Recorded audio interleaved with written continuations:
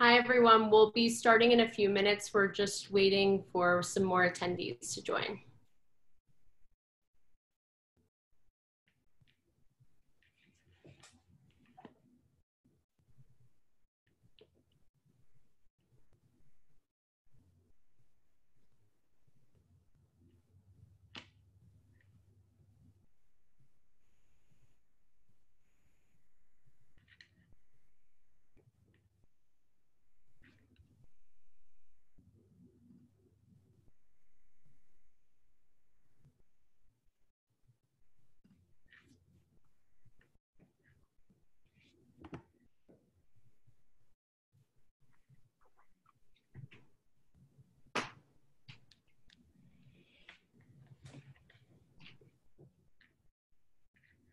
For everyone that just joined, thank you and welcome. We are just giving a few of our attendees a few more minutes to join, and then we will kick things off shortly.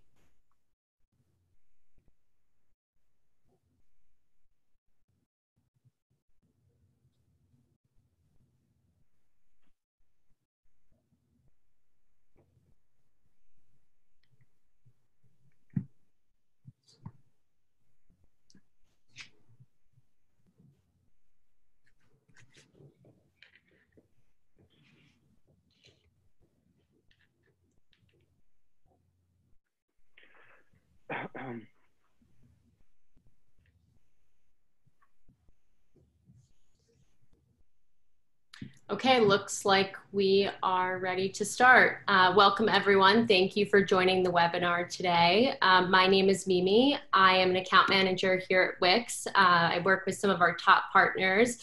And one of the topics that I receive a lot of questions around is how to successfully package the services being offered to your clients.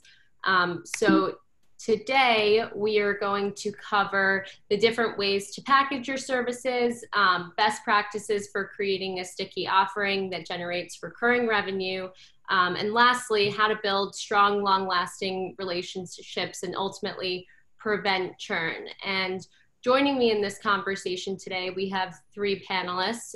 We have Andrew from MaxBurst and Adam from PIM. They are amongst our top partners, and they've been really successful in creating an attractive offering for their clients and also retaining those clients and building those long-lasting relationships. So they'll definitely be able to share some great ideas and tips in this conversation today.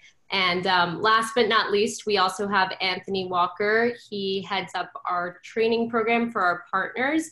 And prior to working at Wix, he was actually one of our top partners. So he pretty much taught me everything I know about what goes into making a successful package. And he definitely has a wealth of knowledge to share that I think will be very valuable for everyone watching today. Before I kick this off to them to introduce themselves, I also wanted you all to know that we do have an open chat. So we'd love for you guys to share any ideas or questions that you may have throughout the webinar. We've allotted some time at the end to answer those questions. And when you do send it in, please don't forget to send the message to both the panelists and the attendees, just to make sure that we can view the questions on our end as well. So without further ado, Andrew, do you want to introduce yourself and give us a brief overview of your business? Sure. Hello, everyone. My name is Andrew Ruditzer. I am the co-founder of an agency called MaxBurst in New York City, and started the agency in 2007. We are a team of nearly 40 people, and we're a digital agency. Website design, development, and internet marketing is what we specialize in. Awesome. Thank you, Andrew. And thank you for joining us today. Adam. Hi, my name is Adam. I work with a company named PIM USA, and we specialize in sort of a one-stop solution for all things digital marketing, web design, identifying audiences, and really focusing on transparency and communication. Awesome. Thank you. And Anthony? I'm Anthony Walker. Most people know me. Previously, again, I was one of the top partners in the Wix marketplace, and now I head training in the Wix partners team over at Wix.com. Awesome. And so Anthony is also going to kick this off, take us through, the various elements that, we would recommend included in a base package. So Anthony, I'll let you take this from here. All right, let's do it. So yeah, building packages was something that I did for a very long time. Throughout my years, I kind of tried, different, methods and tried to really figure out what gravitates most and what's received best for clients.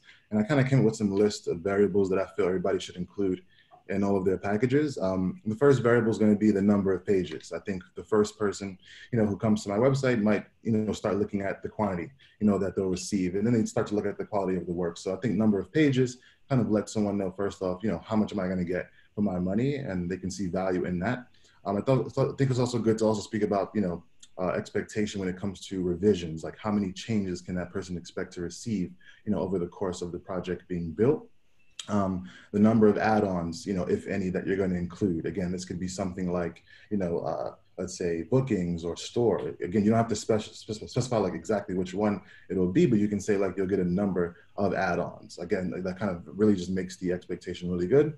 And then just speak a lot about the level of SEO, that they'll get. Will it be like introductory? Will it be something more essential? Will it be more of a premium offering? I think detailing that is also very important. Are you going to be doing custom artwork where you have a logo for them or not? I think that's also really important to make sure you identify, how many concepts of that logo that you'll build, and how many revisions they'll also get, for that artwork. And then lastly, how long will it all take? So I think these are really good things to definitely add in to all of your packages as a base. And then again, from there, kind of adding on, to those options. But there are some things that I feel you really should try to refrain from, when you build your packages. So, things like custom forms or chat monitoring, I don't feel should really go into a package. Not everybody's going to need, those services. So you might not want to really add features in that prevent somebody from seeing what their vision could really be like.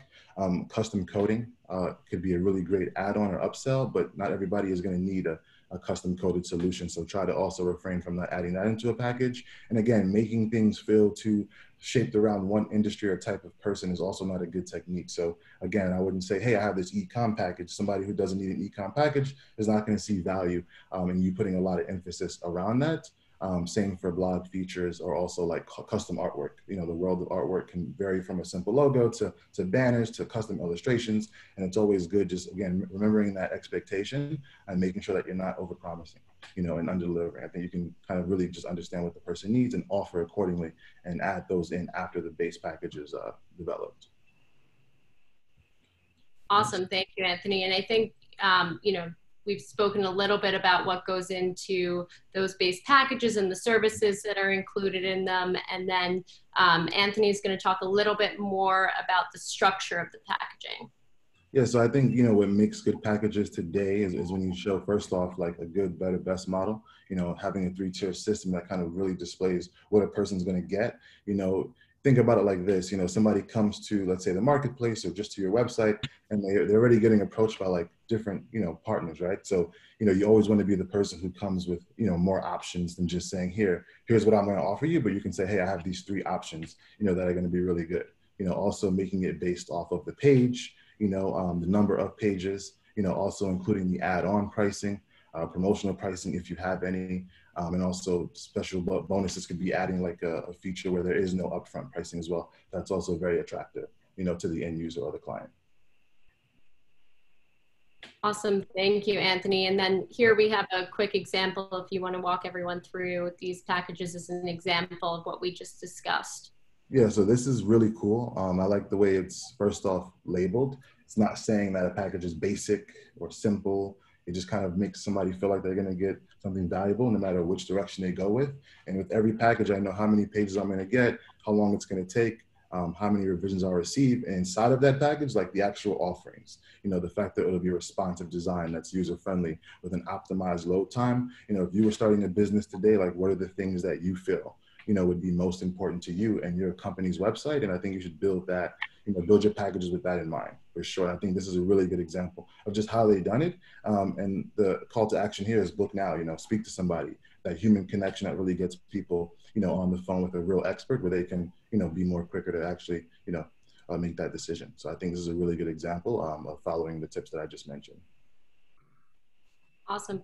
Thank you, Anthony. So now we're going to hear some more from Adam and Andrew, and we'll kick it off with our first question.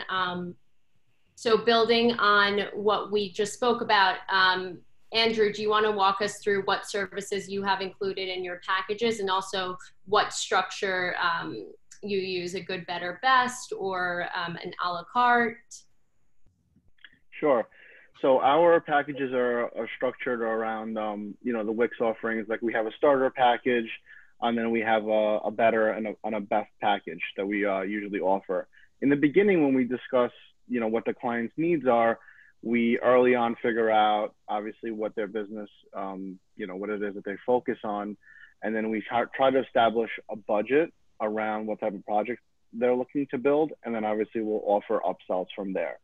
And depending on what their needs are, that's kind of like which package we put them into. And then we're trained and we try to kind of maybe sell them on a larger package, obviously if the need is there. So we'll start with the website, and then we'll start to discuss about midpoint, maybe some optional services that we can also include, like maybe a one-time SEO where we'll do, the keyword research and the implementation. If it's more than that, then we'll offer a package that, involves a monthly SEO plan and a strategy. One of our most popular plans that we offer, that we always talk about and we always push really hard, is a monthly maintenance package. And with a simple site, let's say it's a small informational site, like under 10 pages, we'll really push really hard, like an hour a month of monthly maintenance. And that's a really, really good, successful and profitable recurring service that we offer. And what that basically includes is like a 1 hour a month maintenance package could be 2 support tickets that a client will submit to us. And it could be as simple as, can you guys help us add a new page to our site? Can you include this blog article? I tried to upload this photo and it sort of doesn't look right on the page. Can you help me out with that? So we will offer these hand-holding services through these maintenance packages for these clients, and it's really successful. A lot of people, like in the beginning, a lot of people will say, no, we're going to do it ourselves. We're going to try to attempt to handle it ourselves. And for the most part, it's fine. A lot of people like the ability to go in and make those updates themselves. And they obviously, with the Wix platform, they're encouraged to. They definitely can. But a lot of businesses want that assurance that they can contact an agency quickly and say, hey guys, listen, I messed this up, or I'm not really quite sure the best way to implement this on my site. Can I speak to somebody? Can I get a little bit of, of guidance, or can you just do it for me? And these maintenance packages are really, really, they really work very well for their clients. And also it's kind of like an insurance policy for them. They know that they're working with an agency that can help them out. So that's our top package right now. Awesome. Thank you for sharing. I think it's interesting Sure. to hear. I do know that that can be a struggle for some partners, getting that recurring revenue from purely website maintenance. And I think it's interesting your approach in being proactive as opposed to reactive when it comes to that monthly maintenance. Yep. Adam, do you want to share with everyone, what's included in your packages and how a recurring model fits into that as well? Happy to. Thank you again. And thanks, Andrew. Your model is terrific. I wish I had the ability to be as customized as you sometimes, which is a terrific, selling feature for sure. And I just wanted to wish all the new partners a lot of luck, and certainly start off with the most important variable, which is connection. Just connect with people, because if you do that, I think appropriately and just be honest, you can really understand the product that they're looking for, because sometimes they just don't know. You just don't know what you don't know. And I think in that process of identifying what their true why is, their motivation, you can build rapport and really find a product that's best for them and create something that's sticky and, really sort of holds its value for retention. Similar to Andrew, we have a good, better, best sort of scale. Beginning, middle, and end, meaning we work with businesses that are just startups that want to get their foot in the game, so to speak. We also do full SEO marketing packages. And that's sort of about identifying audience and driving traffic through content. And then we have website design. So it's sort of a one-stop shop. Again, not as customizable as Andrew, but a little bit more, I would say, apt for beginning stage partners to keep it sort of simple and just evaluate what these people need, because you'd be surprised how far you can get with just connecting. Right. And I know you guys have been very successful in generating a recurring revenue model. What are some services that you've included in that offering that you have found to be very effective and prevent churn? Great. Okay. So churn has certainly been, at the forefront, and having them stick once we make the conversion, keeping them in our world. Obviously, we're recurring models where we're looking for EFTs. So some of the things that we notice right off the bat are blogs. Blogs are just absolutely golden. And it's a terrific way for the entrepreneur to be that individual that I think they reached out to Wix in the first place for. They want to shine. And I'm just here to help them shine. So blogging, content, social media posting, Facebook, Instagram. And the key, again, is connecting, because we understand the market. If you're dealing with boomers, you focus on Facebook. If you're dealing with teenagers, maybe, and 20-somethings, Instagram. Right, right. Yeah, I definitely want to add some value there. Like, I feel like, speaking of being sticky, one of the things that I feel you should always add to keep maintenance sticky is, like, people need to feel like that maintenance is a part of having a website. Like, it shouldn't feel like it's an extra thing, So one thing I would do is I know a big question sometimes is, should you include hosting, as a upfront cost or like a month-to-month cost. And what I've seen is, with my clients that I've had, is whenever I do maintenance, that appears to be kind of like just a part of the relationship, and I include hosting into that, it really just makes for them to build, really believe in me. Like, they believe in me almost, and they don't even feel like they're going to Wix for something. They just feel like they're going to a web professional for a service. And that really just makes them come after and pay me month after month. So I think that that's a really good way to definitely get them locked in, is to make that maintenance feel like, the hosting is kind of infused into all of that, and in addition to that, you can also add other services around that could also be of interest, like things like SEO, things like, Hotjar that could be installed on a site where you can monitor things periodically and then suggest design edits where you have even more of an upsell. So you can use maintenance, as a way to even upsell into bigger services and solutions, which I think is a great way when you're starting out. Definitely. Oh, sorry. Adam, were you going to say something? I'm just going to, and also, I'm sorry, just sort of mention that something that you guys both, you and Anthony both, sort of helped me with is, sort of customizing that approach, but also when it comes to retaining them, ease them into the upsell. And one thing I'd really love to sort of add is maybe consider having an account manager as a buffer. So that's sort of been a success variable for us. It's been huge, meaning I'm sort of involved in the prospecting, development, and then acquisitions. And at that point, ideally, I'm selling my team. I'm selling account managers, I'm selling designers, and I'm selling engineers. But more importantly, again, I'm really focusing on the primary. I'm selling the person. But it's helped me because it helps me sort of keep a distance as well from development, which can get tricky down the road because I'm not in the loop all the time. Right. And for a service like SEO, I know you and Anthony both mentioned that service. It can be a difficult one because in the beginning, the results are never immediate. So what are some practices that you've put into place to help prevent churn in the early months where they might not necessarily see the success as quickly? A lot of gauging of expectations. So we send them an initial expectation timeline, and it sort of serves as an FAQ. We try to anticipate the questions new customers may have who don't have a big knowledge of the time frame, and say, okay, step 1 is this: week 1, week 4, week 5, we do your back end, we set up your meta tags, and then we sort of set up a schedule with, again, that account manager with the customer, and we hold them to it, similar to a trainer. And we say, okay, we'll have a weekly check-in. It'll be Monday at 3 o'clock with your account manager, and it sort of holds them accountable too. Yeah.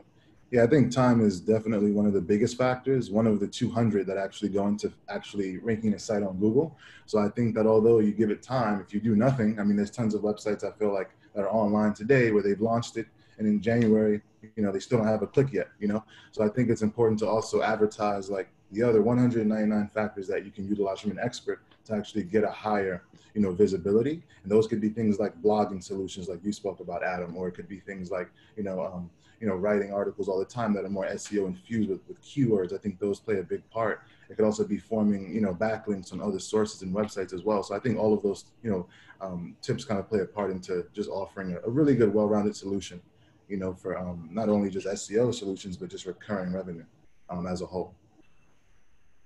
Definitely. And Andrew, I'd love to kick this next question off with you. You mentioned that you offer a maintenance package for almost all of your web design clients. When does that upsell moment happen? If not in the beginning, when is the ideal time based on your packages for you guys to upsell that monthly maintenance? Sure. So our focus from the beginning is to really just sell the initial website package to do the either the redesign or a new site. That's our focus. But in the proposal that we send to the client, will include like a line item for optional services, and maintenance is always the first thing that we'll include in there. And then about like halfway into the project, the project manager assigned to this project will start to discuss it with the client. And it's really like educating them at that point, because it's so many of them really don't really even realize that. They think that like they're gonna launch a website and that's it, it's live and it's just gonna sit there and perform for them. So they kind of don't realize that like a website's supposed to be constantly growing and and updated and new content and new features, and that's how it really performs for their business. So it's sort of like an education process with the client and explaining to them that it's not hands off. We're not just going to launch it and walk away. That's not the type of agency we want to be. So we try to explain to them that after it goes live, this is really a core service that 99% of our clients take, and it's really valuable.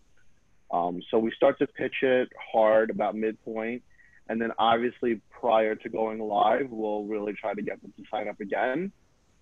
And just as a tip for a lot of you guys out there, even if you don't get them to sign up for anything, chances are they're going to reach back out to you and they're going to say like, can you help me with something? So, you guys should really look into, even if you can't get them committed to a plan right away, you should always sell time blocks to show them that like you're there for them and you'll work with them regardless of whether they have a plan right now or not. But like, it's not free. So if you need an update, they have to purchase a small time block and then utilize that time block appropriately. So even if it's like a simple, like for example, for our agency, we have a 1 hour minimum billing for time blocks. So sometimes like if it's a quick change, like a photo, adding a photo, like we know that's not going to be an hour. I mean, that could take 15 minutes. That could take 20 minutes. It's not a big deal. But we'll try to utilize that hour where we show them value. Maybe we'll give them a tip or two, and maybe we'll tell them while we're in there, we'll do this as well. So that kind of shows them that maybe they should have a maintenance plan with us moving forward, because it'll give them more value. And that's been really successful for us. It's a really good strategy that we use. Yeah, Andrew, I really like that. And one of the things that I did one day after like building, I would say like my first 100 websites, as I sat down, I just kind of put a list together of like all the things that I do when it comes to maintenance. And I said like, how long does it take me to upload 15 images into a gallery? How long does it take me to do all these things? And I actually factored that into my, contracts for what I would offer for maintenance solutions. And I would tell a client, like everybody has different strategies. Like mine was actually telling the person like every month you have 10 requests. And a request that's a level 1 could be this, this, or this, while something that exceeds that falls into this category where it takes up more of your allocated time. So I think like all of those things definitely factor, but I love the idea of selling time blocks. In fact, like most of my clients that came back with me, like preferred, like I would just tell them, hey, I'll work with you for another hour or 2 hours for X amount. And it's the easiest process. It keeps things moving and it keeps them feeling like there's always somebody to come to. So I 100% agree with that. Yeah, definitely. Thanks. Yeah. And Adam, I know that you've been very successful in upselling, ongoing marketing services after the website is built. Can you talk a little bit about, what the upsell process is like for that, and when you've identified sort of as the ideal time frame to have that conversation with the client? Great. So again, for the new partners, this is sort of trial and error, and we learned the hard way, and we're sort of here now as a result of which, but it really goes back down to communication and really accurately gauging the process with the customers, because a lot of Wix customers I found, they don't necessarily know the process. You don't know what you don't know. And one of the things I like to explain to them is an acronym that Mimi gave me. It's called ROTI. And it's very valuable when you consider you're speaking with business owners for the most part, and their time is very, very valuable to them. And their know-how is usually limited. And the more know-how they have, actually, the better it is for you, because they realize how laborious this is. And we sell them on the idea of, we're evaluation to your time, we're return on time invested. And I think it's a terrific way as a regular person to see the value in your services at that point. Definitely.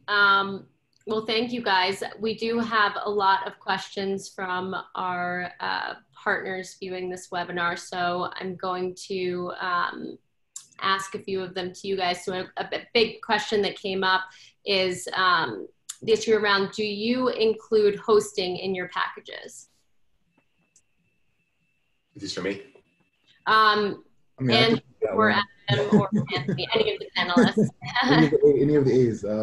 So for me, I typically, again, I would not suggest adding it into a package, because again, most of the packages that you sell are going to be annuals. But I do think that you need to make it feel as if like this add-on is like really just a part of the process. Like it shouldn't feel like they're getting something extra by buying hosting. It should feel like it's just part of the design process. And it's much easier to sell maintenance when they don't feel like they have the option of detaching away from you. So although it might be cool and tempting to kind of say, okay, I'm going to put that into my monthly, it's really best, and it's going to be most beneficial to you to kind of just, sell it as a one all-inclusive package, and then just make it a progressive sell, where as you start to speak, to the client, you mention the things that you'll do for them on an ongoing basis. So at the end, it's much easier to just slide right into a maintenance agreement, as their mind is already kind of prepared for that type of transition. So it's really up to you, but I really suggest definitely the annual option, and just keeping it very conclusive of the client, and collectively as a team. I think that usually works the best way. Great. And Andrew, do you guys include hosting in your packages? So with Wix, we don't. What Anthony said is actually kind of the way we bundle it, as like we built it into the cost of the total project. So, we'll purchase the first year of the Wix plan for our clients, and they know that we do that. And because it's a published rate, like they see what it costs. We found it very hard to justify charging a hosting fee when they already know, kind of how much it costs. So again, we included the first year, and we try to upsell them on added value, like added services that we offer around the platform. And that's worked really well for us. And at least the client, we'll retain the client definitely the first year, since we, purchased the annual. After that, we try to renew it, so that we keep the client. Definitely makes sense. And as a follow-up question to that, we did receive a few questions, and I know that I always get this question for partners that I work with. Can you share, especially because you do upsell the ongoing maintenance, how do you manage the sites within your accounts? Do you keep them in your account and add the client as a contributor? Do you transfer ownership? Could you just walk us through what that process looks like? For us, it's like it's a combination. So if we create the account for the client, then it's in our account, and we'll just make them a contributor. A lot of the clients that come to us, they have their own Wix accounts, and some of them have already tried to use the platform, and they've actually paid for it already. and then they hire an agency to take it, to take it to the next step, and then they'll just add us as, as admins to their account. Either way, we still see all the sites that we work on within our main account, but I would say it's like it's a combination of the two. So it depends on the situation and the specific use case.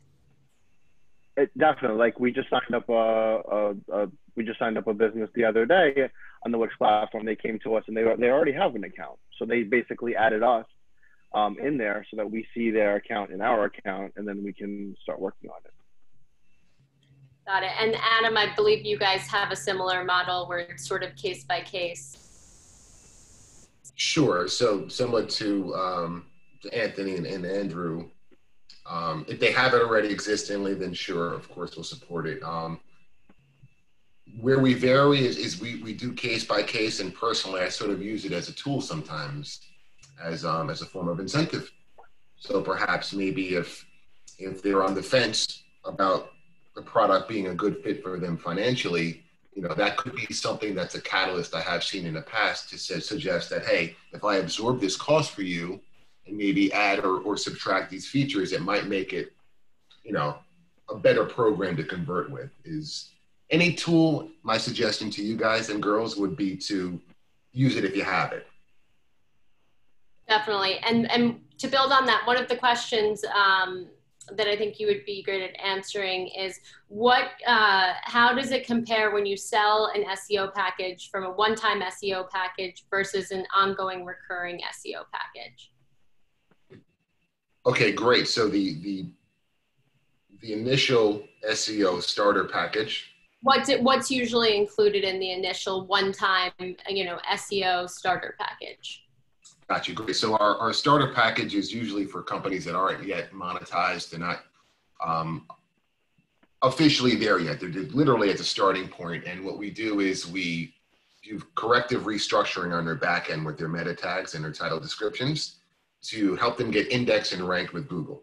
So we put the necessary prerequisites on their actual site, like a Google map, a review platform, an about me page, a blog setup. And if they need a transaction set up for PayPal, maybe we would help them with that. And it's sort of an ideal time to show them some value and ideally introduce them to the upsell concept of coming into one of our managed programs. Right. And it's actually interesting, and I'll open this to everyone to answer. Do you find it more beneficial to almost plant the seed in the initial package with an SEO setup or something like that, do you find that then leads to an upsell more quickly for SEO?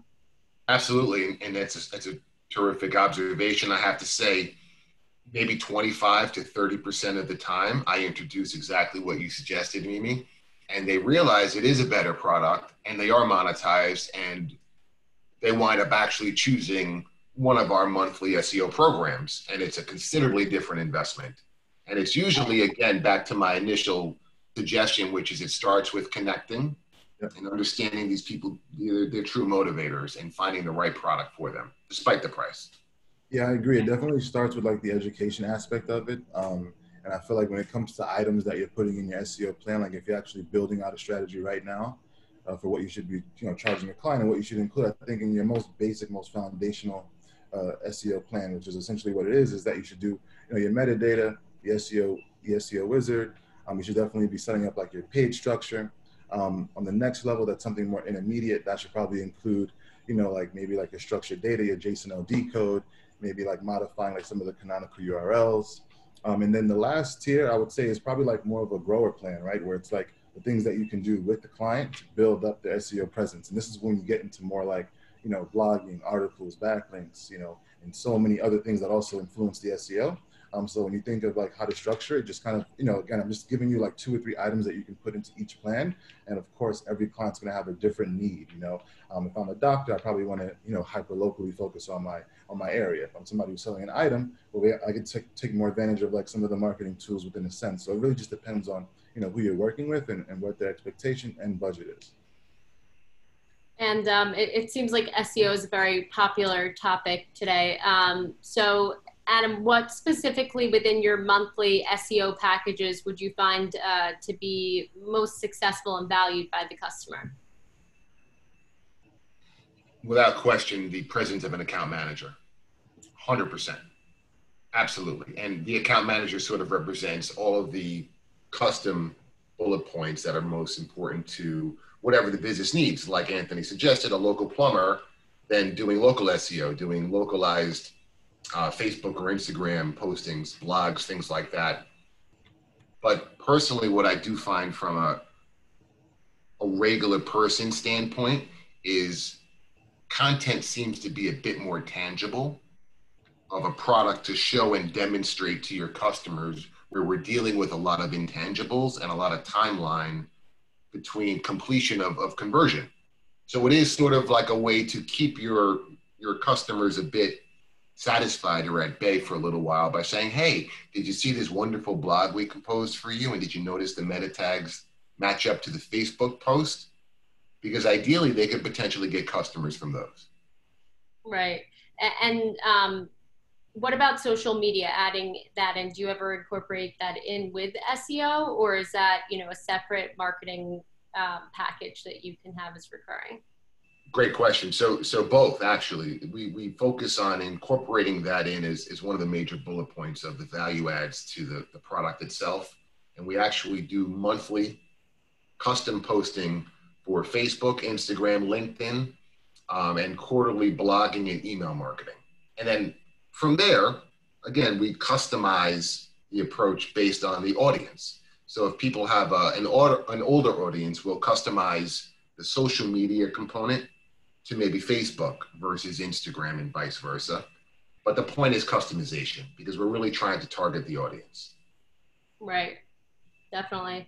And we have been getting a few questions around the topic of bringing up pricing. When you're talking with a prospective client, how do you address the budget question, or, explaining your pricing to a customer? And Andrew, if you want to start with this one. For the recurring model, or for like for whole both? package? For both. I think maybe initially when you're first having the conversation with a newer lead or prospective client, how do you address that conversation? And then also once they are a client of yours, upselling, how do you address that monthly payment? So it's just a sales strategy. Like in the beginning, like we really don't like to publish right away how much our packages cost, or what the rates are.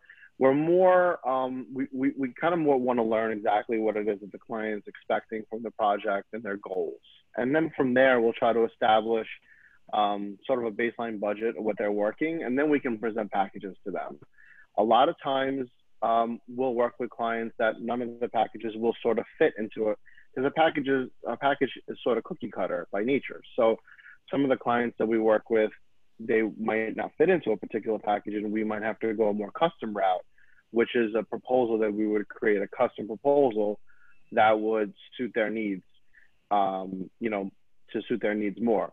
So from a budget standpoint, as far as pricing goes, honestly, it runs the gamut from a low price point for a simple informational site where the client's okay with a template, and we would just do it for them. So it's almost like they select a template and then we actually put in all the elements because they either don't have the time to do it themselves, or they'd rather work with an expert that can do it for them, to a client that doesn't want a template and wants something super custom with wireframing, strategy, custom design, and maybe even some custom development on top of it as well, like integrations with APIs. It's really all different types of scenarios from a pricing standpoint. But I can tell you guys that just kind of on a side note, from an agency standpoint or even a freelance standpoint, it's much easier to have a business that works really well when you have recurring revenue coming in. You don't have to scramble all the time for new projects. You can concentrate on your existing clients, and you have recurring revenue coming in. And the more clients you have, the more revenue you can make from them. Even if they don't sign up for something, chances are they're going to hit you up for updates, and you're going to sell time blocks to them.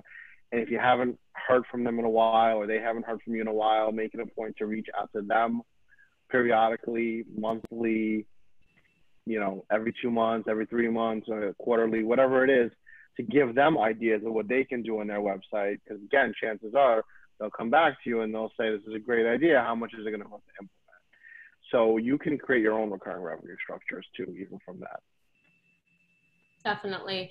And do you ever find that, clients that or prospective clients that you're speaking with off the bat, you realize, okay, this is an in-depth site. They're going to require maintenance. So you'll sign them up immediately on a month-to-month package? Sorry, I just missed the last point that you made. It broke up. So I'm just speaking to, maybe the more complex clients that you're speaking with, and you're in the proposal phase with them. Do you ever find that, okay, support and maintenance is going to be necessary here for this client? Let's just get you on a monthly plan from the get-go. Yeah, for sure. If it's a custom site that has complexity to it, I personally, I tell them that we wouldn't even feel comfortable launching something like this without you having some kind of a plan with us, because there's no way that they will, we'll just hand it off to them and they're gonna, they're gonna come back to us. They're gonna have questions.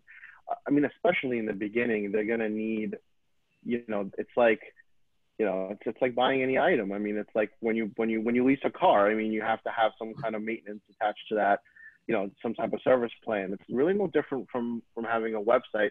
And the more complicated the website is, the more they're going to need you. So you have to push this recurring maintenance and, and some type of a service plan. Some of the simpler ones, I'll call them the basic ones, sometimes they have a little bit more pushback. They're like, I don't know if we need it. I'm not really quite sure we're going to use it. And that requires a little bit more strategy and kind of convincing them that, it is useful, because even if you don't have anything right away that you need us for, like you're not submitting support tickets, my team will still be proactive and look at your site and make recommendations and check it from time to time to see that it is, mobile friendly. It does work across all different platforms. So they try to see value from that, because again, if they don't hear from you, and they have a running plan with you, it's only a matter of time before they come back to you and say, hey guys, it's been 4 months, we've been paying for some type of a plan and we haven't really done anything, we don't really need it. And we learned initially the hard way that because we had a lot of attrition in the beginning because we didn't assign the proper protocols in place to reach out to these clients. And we do that now, and our attrition rate is much less. Awesome. That's great. And it actually speaks to one of the questions that someone just asked. So with let's say when someone purchases a package that includes 1 hour of maintenance a month, if someone didn't use that, or maybe, you reached out and they said, next month I'm going to have something, do they accrue those hours? If they're not used in that month, you would say, okay, great, next month you'll get 2 hours of maintenance. Or do you offer that flexibility? So right now we don't. It's kind of like sort of like a use it or lose it type of situation. But again, we try to be proactive, so we kind of encourage them to use it. Like even if they don't have anything that we need to do, we'll kind of say that we've done something for them, or we'll make suggestions. If a client has a larger maintenance package, let's say 5 hours a month, I guess we can take that on a case-by-case basis. Like if we notice that they've accrued a lot of time, because we keep track of it. It's very important to keep track of it. So actually, sorry to interrupt you. I do want to ask, you mentioned that though, someone actually also did ask, what do you use to track your time? So we use Asana here for our task management system. And we also use Harvest, which plugs into Asana really well, and it keeps track of time. So basically, if a client comes back and says, well, show me a report of everything that's been done on my site, like how much time did I spend, it's really easy. You just basically create one and send it off to the client, and that's what we use. And we use Zendesk as a support ticket system, which also integrates with that time tracking. So from an agency standpoint, there's really 4 core things that we really use kind of really well. We use Slack for internal communication, and we use Asana, Harvest, and Zendesk. And it's a really good solution for us. And our clients, whenever our clients request something, we're accountable, and we can easily send off this information to them. Definitely. And do you find that within having your own support ticketing system and also having Wix's to lean on as well, what is the point at which you would send someone to Wix support? Would it be because they've used up their allotted time and they don't want to purchase more time for that month? Or when is the point where you would send someone to Wix support?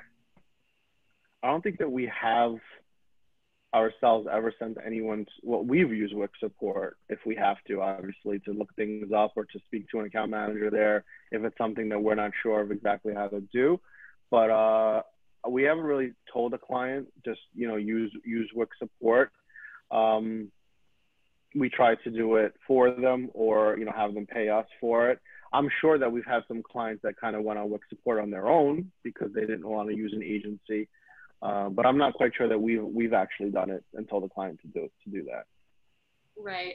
And one thing I've also done too, like in my earlier days as an agency, is like, sometimes you might not want to use like a larger system when you're just starting out. Like you can build like, a custom system using like a form builder where a person can select what kind of like maintenance, issue that they have and submit it.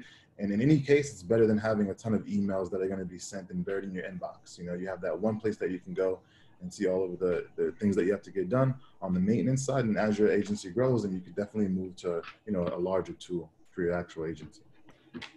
Definitely. And if this is questions really for all of you, do you offer any sort of training sessions or client education sessions? Let's say you do have a one-time client, you deliver their website to them and they actually want the ability, let's say it's an e-commerce site or something like that, they want the ability to feel capable of making a small edit or managing from their site from the back end. Do you offer any sort of training on that upon delivering the website? We do. Yeah, we offer, when we launch a website, we'll offer usually like a 1-hour quick training session on how to just, log in and use the site. Yeah. And with Wix, it's really easy. It helps us a lot to, the platform's really solid in that sense to show the client, how to basically click around and, edit their pages and move things around. And with that, it's easy to train them on how to do it, but it also gives the users like unlimited freedom. And we know how that is when you give users unlimited freedom. When you design something and you develop it a certain way and you give it and you hand it off to a client to try it out for themselves, we know like it's going to create some issues and some complexities. So we know they're going to come back to us. But That's yeah, we do show it. We do show it. The site history tool comes in handy there. Yes, definitely. Absolutely. And Adam, I'd love to hear from you. You guys have a lot of ongoing monthly clients. What does your support request process look like? Again, I sort of have to default to the account management presence because that sort of is the buffer in between development, design, and support, really. And it seems to be a good system because the account manager or the presence of somebody who's managing the progress and development over time, they have ultimate perspective over where and what is happening, whether it's a starting program and they have to be debriefed, or if they're on a recurring and maybe a new narrative for a blog has to be retrieved or a new post has to be listed. So, as to what Andrew said, it certainly is recurring would be the end game. And one helpful analogy, if I can give you guys one, is I sort of look at it as one product that we offer, which is branding and online reputation management. And we sort of start with the biggest, which would be SEO, SEM, identifying your audience and bringing your traffic, right? But then we break it down based on either the stage of development or the need. So we can build you the site if you don't have one. We can do an initial setup for SEO for a one-time fee if you're sort of not there yet. Point being is all along the trail, we're looking for opportunities to upsell them to the ultimate product, which is marketing. Right. And do you find that when you upsell to a monthly service, are you doing it within a 6-month commitment or a 12-month commitment? The goal would be a year at that point, would be the goal. And then we'll sort of, at that point, if we've proven ourselves enough, I would suggest that they're probably going to feel comfortable with staying with us. And that's the way we look at a one-time fee as an opportunity, like a tryout for a month or 6 weeks, to sort of have an opportunity to upsell them because we showed them some value. Definitely. All right, well, our time is almost up. So thank you guys so much for joining. We will be sending out a recording of this as well for anyone who joined late or wants to pass it along. And the AAA team, Anthony, Adam, and Andrew, thank you guys so much for your time today and for participating. Hopefully everyone found it helpful, and I think there was some great ideas mentioned in this conversation. Thanks for having us. Thanks, guys. Appreciate the opportunity. Guys. Thank you. Thank you.